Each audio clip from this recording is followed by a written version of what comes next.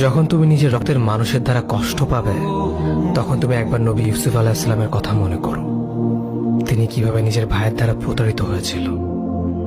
যখন তোমার বাবা মা না বুঝেই তোমার বিরুদ্ধাচরণ করে, তখন নবী ইব্রাহিম আলাইহিস সালামের কথা মনে করো।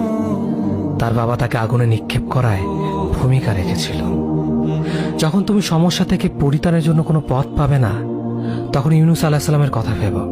তিনি কতটা সময় তিমি মাছের পেটে আটকা পড়েছিল। যখন তোমার নামে কেউ মিথ্যা অপবাদ ছড়িয়ে দেবে, তখন মা আয়েশা রাদিয়াল্লাহু আনহার কথা মনে করো। তার নামে পুরো শহর জুড়ে কুৎসা রচনা করা হয়েছিল।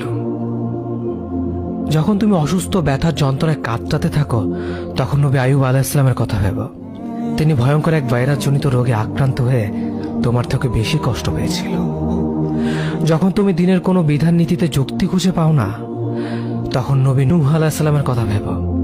তিনি কোনো প্রশ্ন ছাড়াই মরুভূমিতে নৌকা তৈরি করেছিল।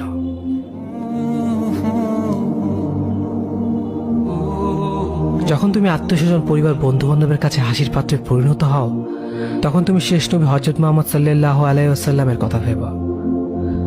রাসূল সাল্লাল্লাহু আলাইহি ওয়াসাল্লাম বলেছিলেন, সবচেয়ে বড় পরীক্ষা দিয়ে সবথেকে বড় পুরস্কার আসে।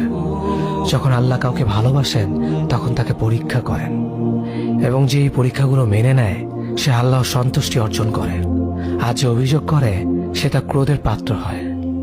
হে আল্লাহ, তোমার কথা মনে করা, তোমার প্রতি কৃতজ্ঞ হওয়ার এবং তোমার ইবাদত করার তৌফিক আমাদের দান করো। আমিন।